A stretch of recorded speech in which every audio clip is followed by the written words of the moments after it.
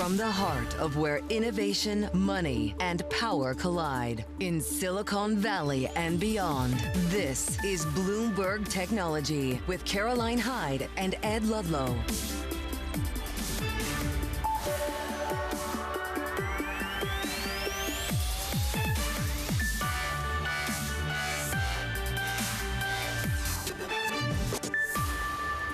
Live from New York, I'm Caroline Hyde.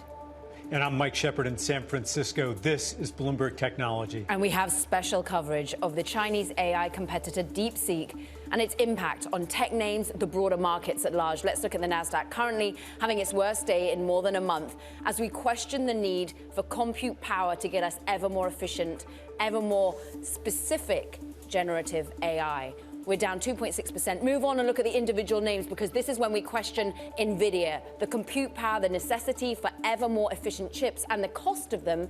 Nvidia has its worst rout in history in terms of market capitalization ever on the market. We have never seen almost $500 billion wiped out from one single name. This is global. ASML, chip equipment maker in Europe, down almost 6%. But Hong Kong stocks do well as we start to see AI as a real champion for China. Let's talk about it all with Bloomberg Intelligence Senior Analyst Mandeep Singh, who joins us some more. How does this change the game for LLMs in the US, for chip equipment in the US? Yeah, look, I mean, we look at it from a stack perspective, and with generative AI, so far, all the value was captured by the chip makers, the semi-cap equipment guys, and the LLM companies like OpenAI, Anthropic. And the software guys were really missing out, because everyone was like, their margins will be compressed. They have to pay more for chips, pay for this LLM layer. Well, guess what? If the price can come down, and what DeepSeek has shown us is the price per token, price per query can come down drastically, then suddenly I think the power goes back to the software guys, because now they can incorporate AI in everything they want, in their app, in their website, whatever functionality they have. They can add a layer of AI without having to pay too much, and hurting their gross margins. And so I think this really is a big development. And every cloud company, whether it's Alphabet or Microsoft, they'll be looking to leverage their compute more efficiently, because they will benefit from the cloud revenue on the infrastructure side, but also on the application side, which is why I think Meta raised their CapEx on Friday. Mandeep, how does this undercut Nvidia in particular in its argument for advances like the Blackwell product that it is pushing out now, and what may come after it? Is it becoming much harder for Jensen Huang to sell that to Microsoft and its other customers now all of a sudden? Look, I mean, last 3 months we were debating about the scaling laws and how big of a cluster we need. We were talking about 100K GPUs in a cluster, and possibly 1 million GPUs in a cluster. I think this puts into question mark how big of a cluster you need actually for training your LLM. And look, all these LLM companies have to keep training their algorithms.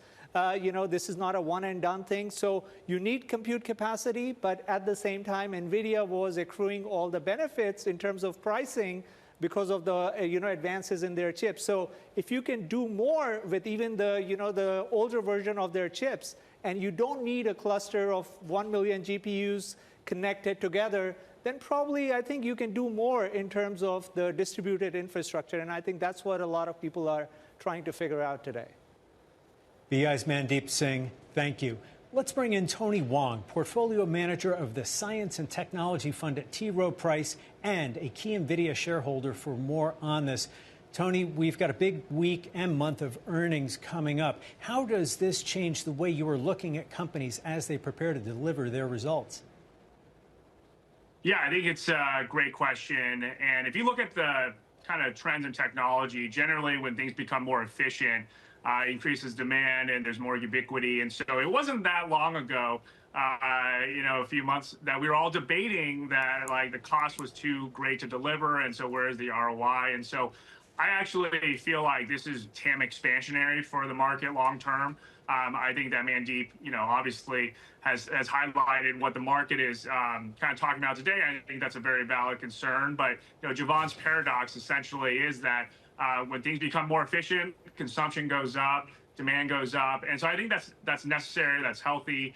I do think that there's a little bit of sensational reporting, perhaps on Twitter, and just in terms of how DeepSeek only took $6 million to train. I think that's a nice marketing number, but if you dig in, that doesn't include R&D costs, experimental runs, and the market the model is a lot smaller than what ChatGPT is, and it's only text based.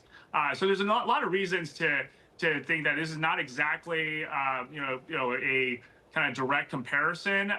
They do have a lot of great breakthroughs in the efficiency of the model, obviously, but I think it's good for the industry, and it's open source, and the players will, the community will adopt the innovations and then further kind of pursue kind of AI in a bigger way, I think. To that point, let's just reconfirm to our audience what it is that DeepSeek has done, because Bloomberg Intelligence, Bloomberg News has been reporting on DeepSeek for months. Bloomberg Intelligence ranked it as the 7th most powerful LLM all the way back in June of last year. But now it gives us the fact that its latest R1 model is as sophisticated, many would say, on the internet and other experts out there, is as sophisticated as that of Anthropic's latest model or of OpenAI's latest model, but they've done it at a fraction of the cost. But $6 million is what is reported to have been cost. We haven't been able to delve into the veracity of that number. Tony, when it comes to the rush to the bottom, ever more cheap of applications of generative AI, do we therefore see Microsoft have to cut its prices? Do we see ultimately revenue and profitability of these LLM providers having to become less? Yeah, I think that's a good question. I would say that, for one, we don't know what OpenAI and Anthropic are going to release next. And a lot of times, there are so many innovations. The market is moving very quickly. So it could very well that they've got something that's really exciting to be launched.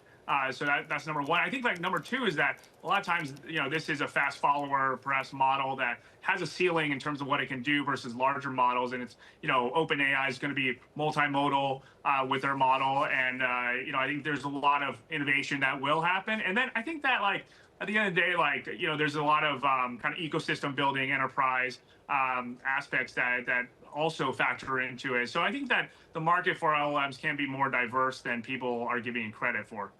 Is this a buying opportunity, Tony, to stack up on Nvidia even more? Look, I think long term, you think about the technology trends, and I don't think that just because there's one model that is more efficient that people are going to say, okay, we're just going to stop here. At the end of the day, everybody's racing towards hopefully AGI and looking to continue to invest. And I think that you saw Mark Zuckerberg, even though he knew about DeepSeek, since it was released over Christmas, you saw that he actually increased CapEx spend. And so, I think that it's not just the model, it's also the compute as well. And so I think that as there's more demand at the app layer, there's actually good for filling up the compute capacity that we're building. Tony, you talked about Mark Zuckerberg and his announcement last week on CapEx. Is there any thought to the way these companies should revisit those spending plans? Are they going too big? Is it too big and maybe not efficient enough? Yeah, well, naturally, absolutely. I think that everybody's going to their engineering teams and saying hey, what can we do? This is open source model. Let's take it apart. Let's figure out how we can incorporate the best. And, as costs come down, I think that actually increases the number of use cases. And then people say oh, well, I wasn't able to afford perhaps the latest equipment because of the cost of doing so. We're not sure about the ROI. And so I do think that it's absolutely natural, but I don't think that companies are going to say let's just stop here. And because there are so many potential benefits, the kind of goal at the end of the day is pretty grand. Tony, I wanted to follow with a question about the potential policy responses from Washington. Given the hawkish mood toward China with the new administration, do you see any risk of a response that would pose a challenge to the companies that you own and are taking a look at? Yeah, well, I think that definitely there might be some geopolitical aspects of what's going on this week. I think President Trump announced the Stargate project, and so this was perhaps DeepSeek is a response to that. In that, the question is can you build AI more cheaply and openly versus like building a bunch of AI infrastructure? And I think that, my view is it probably you need both. And, each country will continue to race towards, AI capabilities. And I think there could be some export restrictions more along the way, possibly. But it does show that, perhaps like restricting isn't particularly helpful, because then you actually bore innovation out of scarcity. And I think that what we've seen is that there is a lot of innovation to be had, and I think competition is good, and at the end of the day, like, you want an open market. Who will win from your portfolio from that innovation, or potentially from that shift from hardware more to the software side? Yeah, I think it's a really exciting time, because I do think that at the app layer, this improves kind of the ROI, obviously, and anybody that has like a really sticky customer base and then large kind of apps that they have a lot of data from, I think that's good. I do like the AI infrastructure still. I think that there's still steady kind of consistent demand there, and the history of technology would say that people take that innovation, that improved performance, and they put it to good use for developing the next tier technologies. Tony Wang, portfolio manager at T. Rowe Price, one of the most significant Nvidia shareholders. We so appreciate it. Coming up, we'll be joined by former White House Chief Information Officer Teresa Payton to discuss DeepSeek's cybersecurity implications and more. But there are other earnings upon us. Keep us afloat with AT&T. We'll bring you what AT&T is currently doing on the market. We're higher in that particular stock. Fourth quarter results came in better than had been expected, driven by seasonal promotions for AT&T and bundled product offerings. This is Bloomberg Technology.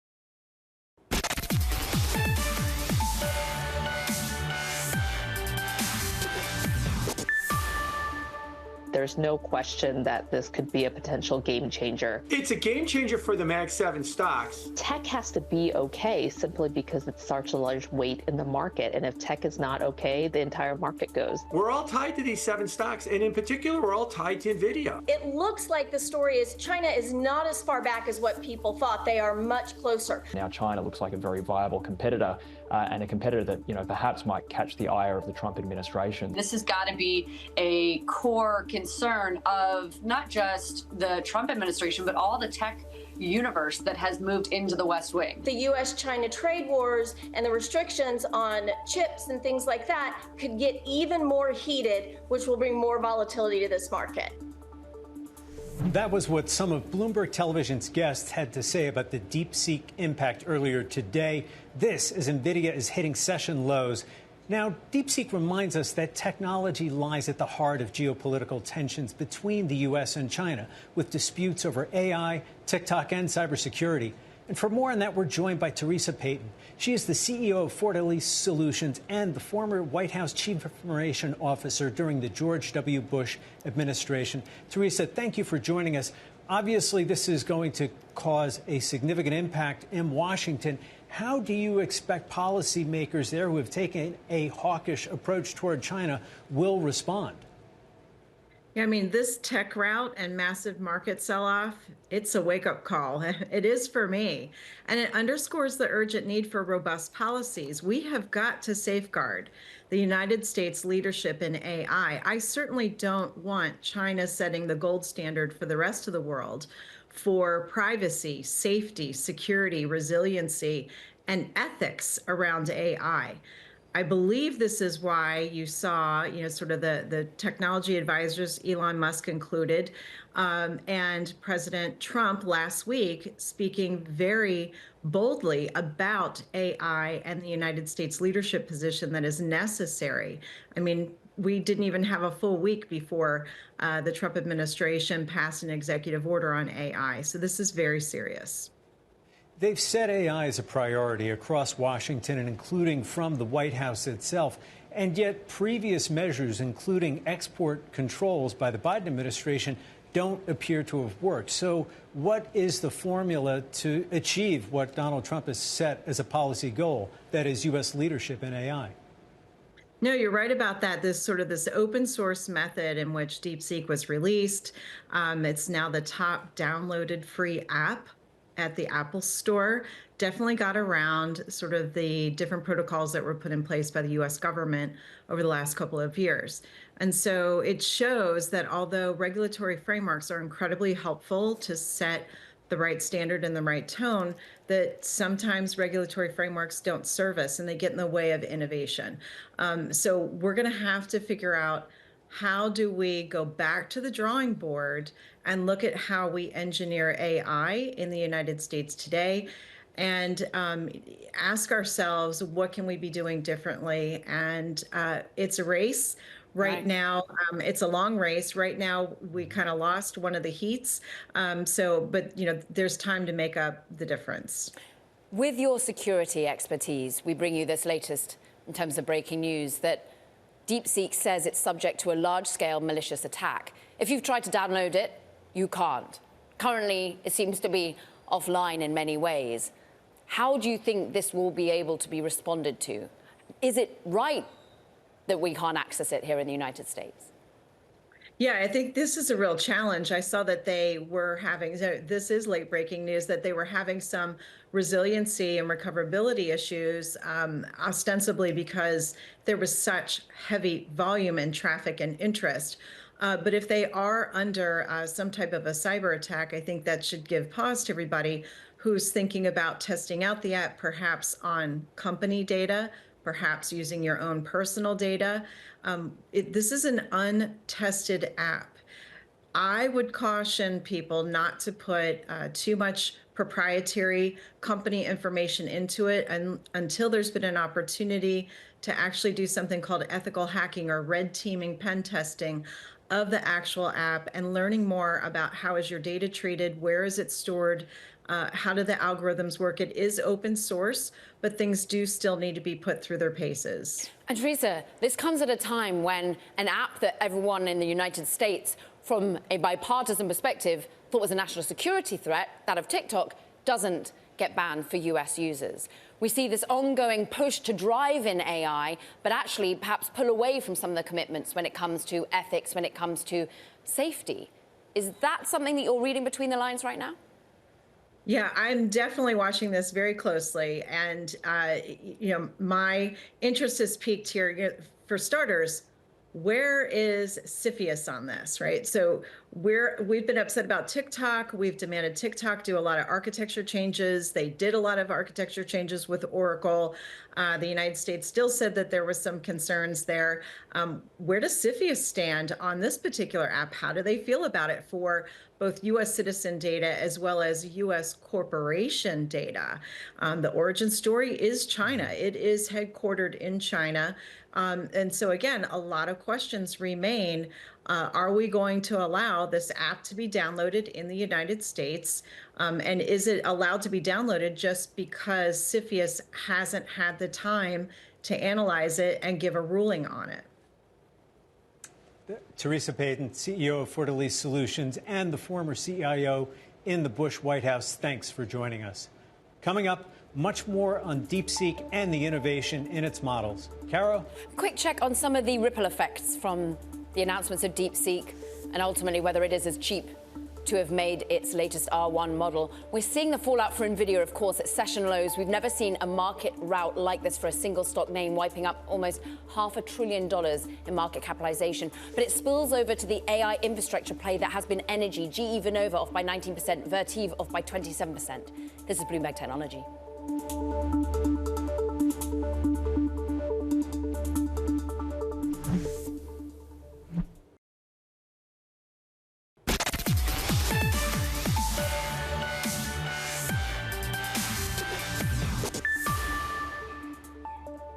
Let's now bring in Bloomberg's Jackie Davalos to discuss the impact of DeepSeek on OpenAI and Stargate.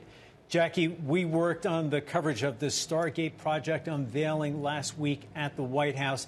this is not the kind of moment that President Donald Trump and his administration wanted to start this week so soon after that big announcement. Where do they go from here? Well, from here, we really have to assess how powerful is DeepSeek. What makes these models so threatening to the ones that we are building here in the United States? One of the things that we can look to is the fact that this R1 model family that is really making a splash. They're open weights. What makes this so surprising is the fact that many open weight models have actually kind of been lagging their closed source peers like OpenAI, like an Anthropic. And so what the United States government really now has to assess is what are we missing here? How are they able to get past these export controls? It might not even need them. It seems like these models are really efficiently run because they're far more computational in nature than what we might see from an OpenAI. So this kind of turns the whole premise that chips were really going to be the key here to getting ahead in the AI race. This really kind of flips that. Necessity is the mother of all invention. They had to do it. They had lack of access to the most sophisticated chips coming from Nvidia. And we understand from Bloomberg Intelligence that this is about novel mixture of experts architecture, right? This is how they lower the cost. This is how they bring computational power. Is a different form of running the models, but others have been bringing it on too. Can you tell us a little bit about how they're managing to compete and win out when it comes to maths challenges, when it comes to reasoning versus the latest out of Claude or indeed OpenAI? You're absolutely right, Caroline. It's no surprise that the computational framework here really has gone a long way. It's a startup that has its roots in a quantitative hedge fund. So this is really their bread and butter, at least it used to be. But when we look at what the numbers actually show, their performance across several benchmarks, the ones that stand out to me are in math and coding. These are the ones, especially when you think about how widely used it is in the coding community, the fact that it outperformed Claude and OpenAI on some benchmarks. DeepSeek here really is a player that is contending with these incumbents. But, you know, kind of past that, you're right. There is a difference here when it comes to, is this general purpose? How big are these parameters? Yeah. So far, the latest model has 671 billion parameters. Compared to OpenAI. So it has models that are smaller, that they can handle customization, more specific things, quicker, can also, give you how it's coming to that, similar to an OpenAI's reasoning feature. Jackie Davlos, with the detail on the technology, we thank you. Coming up, much more on DeepSeek, the broader tech sell-off. We watch shares across the board, 15% fall in Nvidia. We are at session lows, wiping off $500 billion. This is Bloomberg Technology.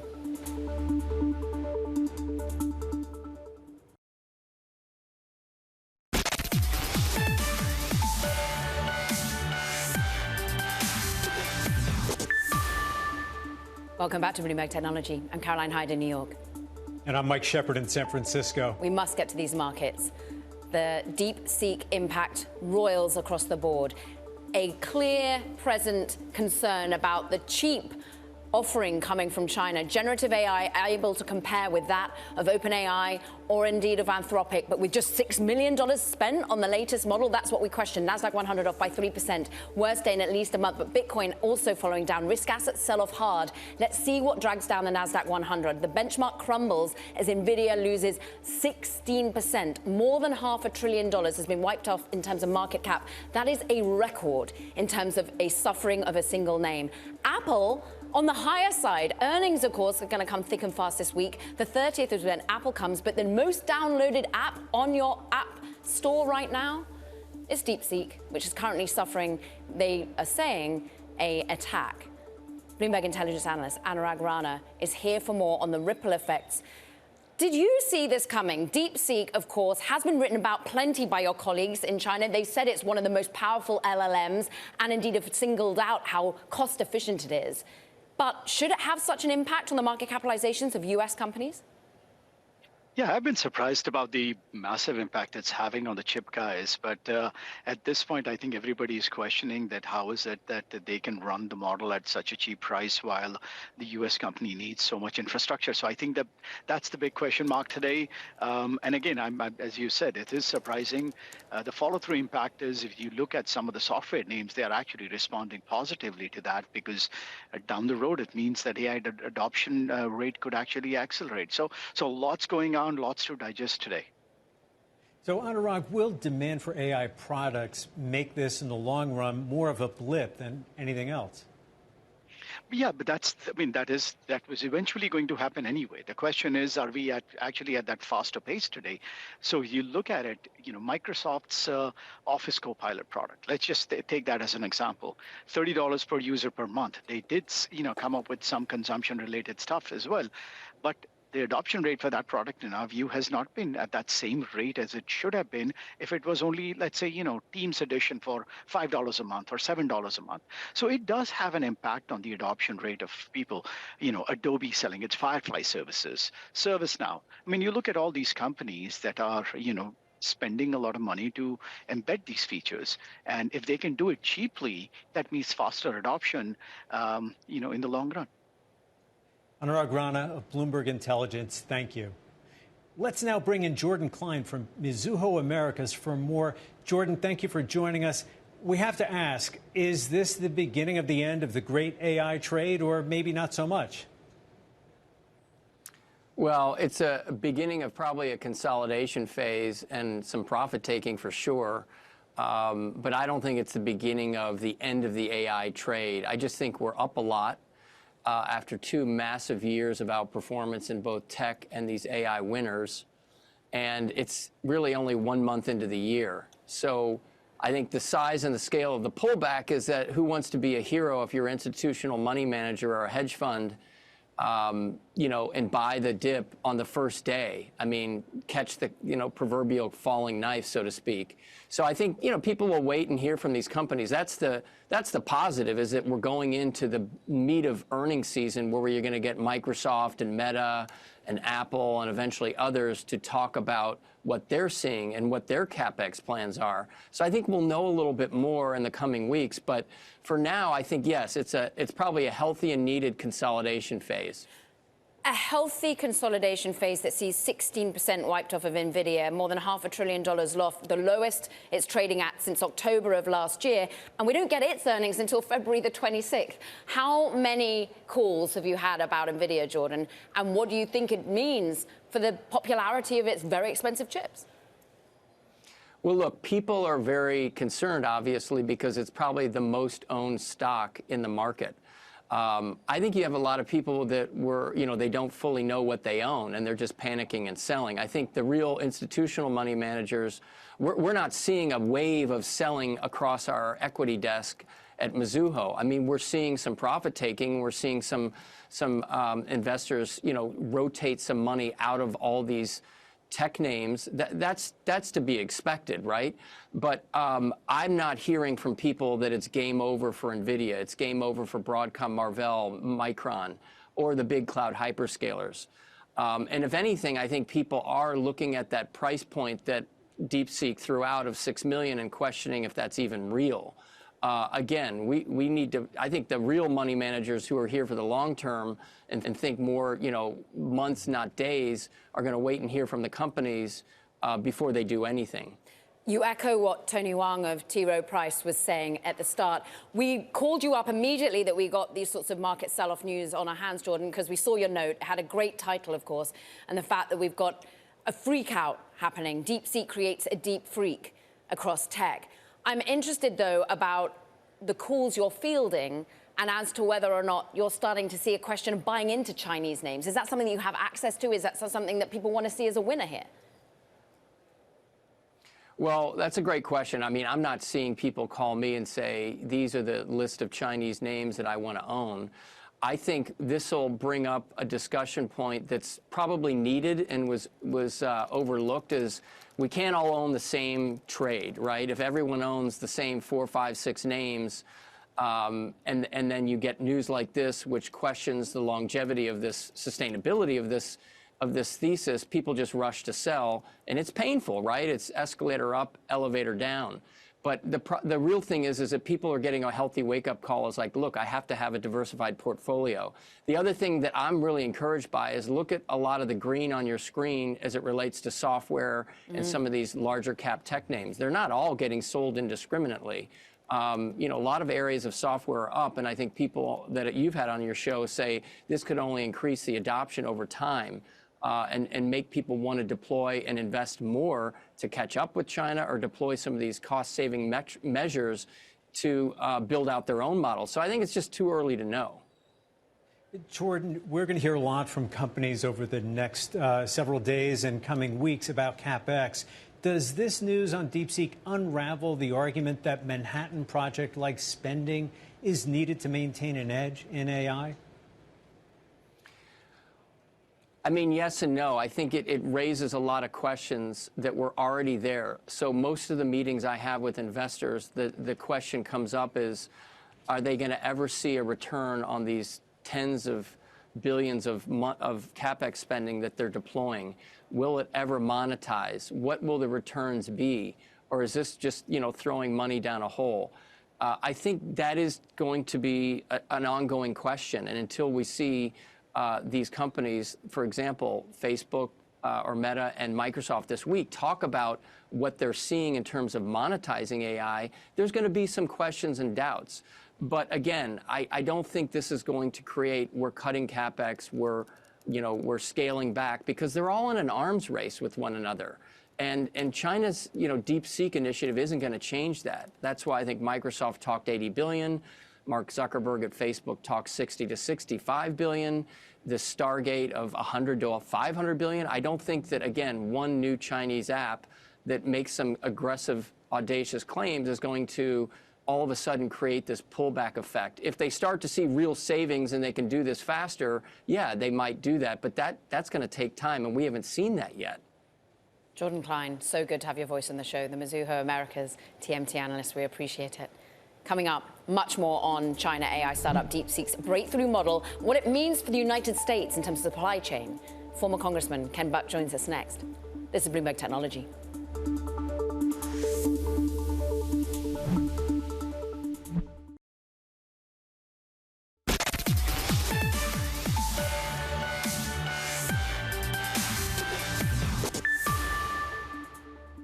As DeepSeek's AI potential continues to jolt the tech sector today, what does this mean for geopolitics and President Donald Trump's agenda for AI dominance?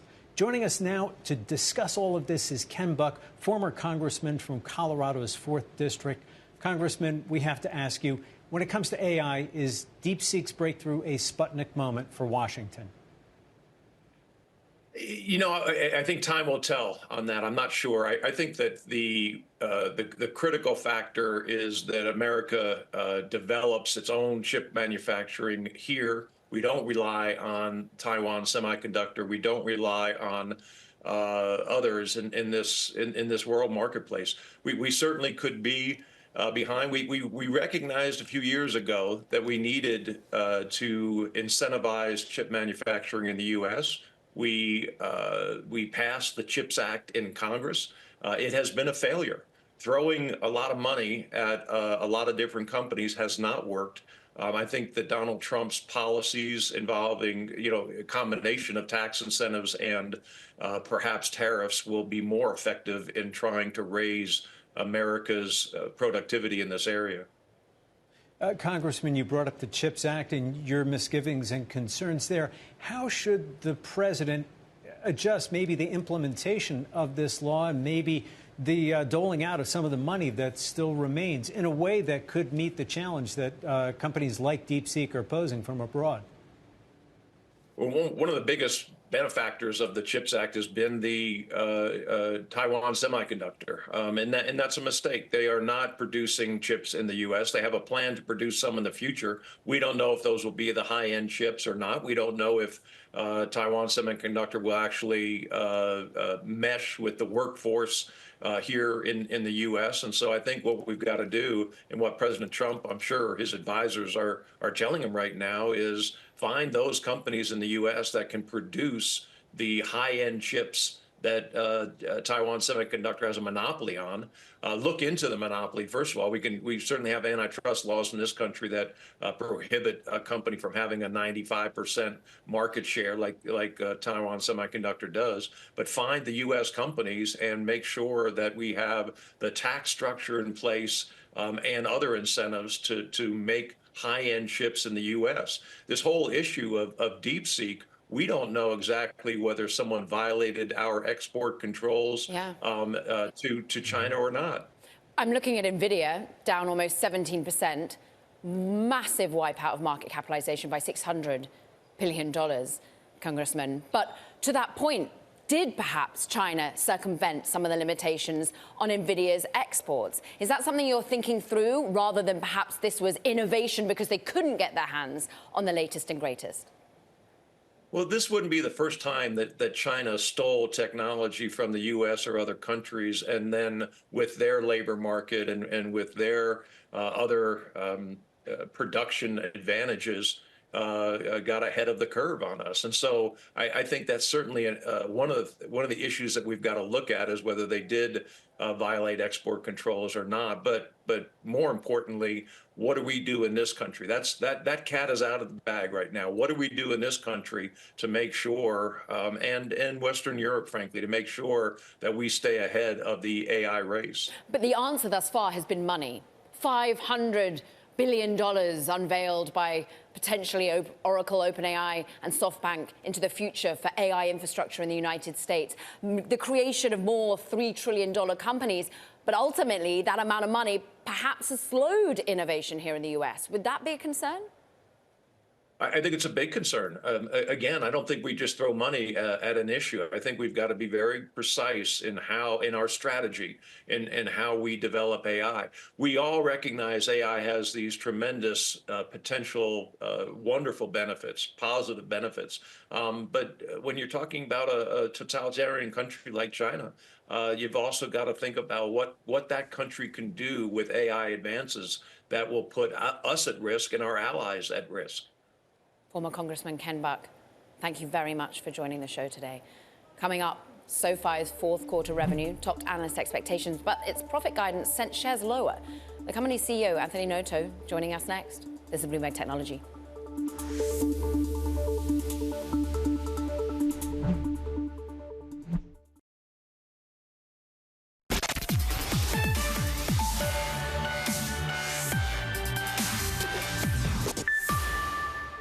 SoFi shares, like the rest of the market, slumping today. In fact, having its worst day since March of last year. The fintech lender publishing perhaps a forecast that seems to be below where the market had wanted to see. We've got a broad tech route, of course, linked to DeepSeek more broadly in generative AI over in China. But here to discuss the earnings, SoFi CEO Anthony Noto. A tough day to report earnings, Anthony. And I ask you about the forecast because, look, your revenue was at record rates, adjusted revenue up 24% for the fourth quarter. But you're pushing us forward in a forecast that isn't as high as the market wanted. Why? Well, I think two things. One, 2024, we took a pretty conservative approach to the year in terms of our growth and our profitability. We really wanted to make sure that we were able to drive strong profitability in 24 to achieve GAAP profitability, to ensure we reinforced our balance sheet and a capital cushion, and we did just that. Prior to 2024, we had committed to a balanced approach to growth and profitability, where we would reinvest 70 cents of every incremental revenue dollar, and we call that 30% incremental EBITDA margins. So we took our revenue forecast for 25 up. We're in the best position we've been since I've been here at SoFi for the last 7 years.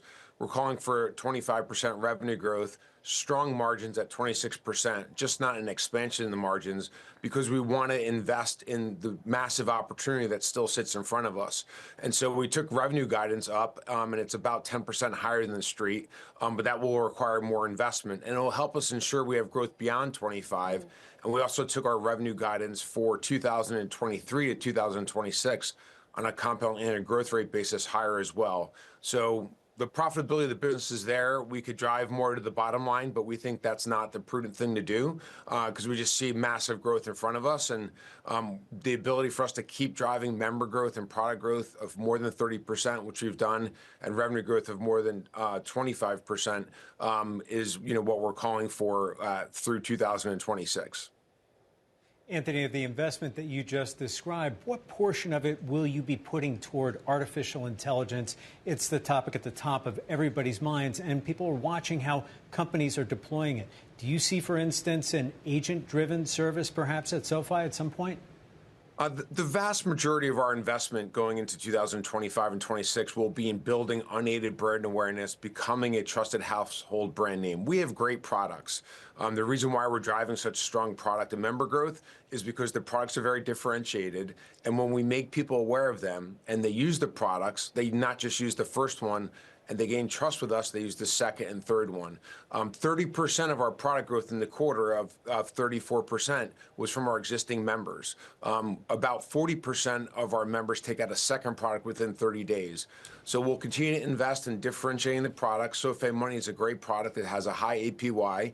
You can do person-to-person payments. You could do Zelle, auto bill pay, 2-day early paycheck. And so we'll be investing in that. We'll be investing in our Invest product to expand the selection for Invest, in addition to other product categories like insurance and credit card and small, medium business lending. You want to be able to offer crypto again.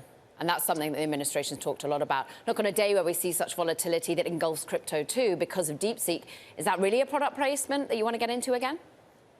If the regulations change so that cryptocurrency is permissible by bank holding companies, we would absolutely provide not just what we used to provide, which was the ability to safely and securely trade Bitcoin and other cryptocurrencies, but we'll also go into other areas like custodying and clearing, in addition to asset-backed lending, et cetera. But that will all be gated by the regulators, which we think should be coming over the next 24 months, and we'll be ready when it does. Ultimately, are you feeling more risk on in this environment, the new administration, a way in which to develop your business, maybe M&A, because it doesn't feel like a risk on day to day? We are definitely leaning into 2025. 2024 was a record-breaking year. We had record revenue, profits, returns, member growth, product growth. Couldn't be happier with the year that we had. The most proud I've been of the company since I've been here. But I think 2025 will be even better.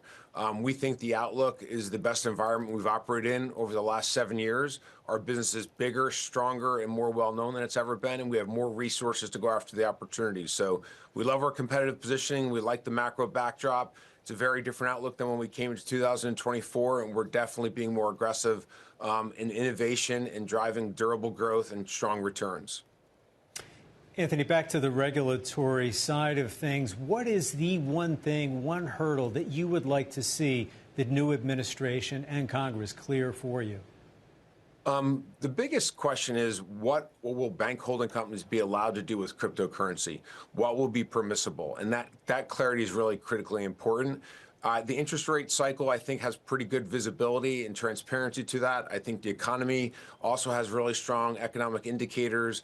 The big question is, how much can we innovate? How much can we invest in these different asset classes that our members want to reinforce their ability to not just borrow better and save better and protect better, but to invest better? Investing is critical to reaching their long-term financial goals. We want to be there for every one of the major financial decisions our members make in their lives and all the days in between. The key is spending less than you make and investing the rest. So the more opportunities we can give our members to invest, the faster they'll get to their financial outcomes. Anthony Noto, SoFi CEO, on the day of your earnings. Great to have you on. Thank you so much. Let's return to the story of the day, though, which is, of course, DeepSeek and generative AI being powered in China for much smaller amounts of money, managing to circumvent perhaps the limitations on compute power, Mike. We see a whopping 16% market cap erosion on Nvidia. But we all thought we were going to be talking about earnings this week. We're looking towards Meta, Microsoft coming on the 29th, Apple, which is actually in the green, coming on the 30th. Kara, this is rewriting the narrative for earnings later this week and through the rest of this month. And there is also a wild card, and that is the new president in Washington and how he will react. We still have not heard from him, and he does look at the market as a benchmark of U.S. success. Also, we see how people try to continue to download DeepSeek as, of course, an app. It was the #1 app on Apple and currently unavailable. They say they are currently being afflicted by some sort of attack. But that does it from this edition of Bloomberg Technology. Mike, do not forget to check out our podcast. You can find it on the terminal as well as online on Apple, Spotify, and iHeart. This is Bloomberg Technology.